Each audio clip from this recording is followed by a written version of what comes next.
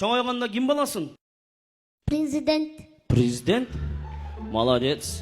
Бизден дагы президент чыга берсин, туурабы? Көп чыксын бизден. Молодец. Президент эмне кылыш керек? İşteş gerek. Туура. Молодец. Отуруп албаш керек, иштеш керек. Дагы эмне кылыш керек? Bayış gerek. Туура, президент болгондон бай болуш керек да. Но иштебей аткан заводдорду эмне кылыш керек? İşletiş gerek. Туура, туура. Иштеп калгандан кийинчи? Satış gerek. Ой.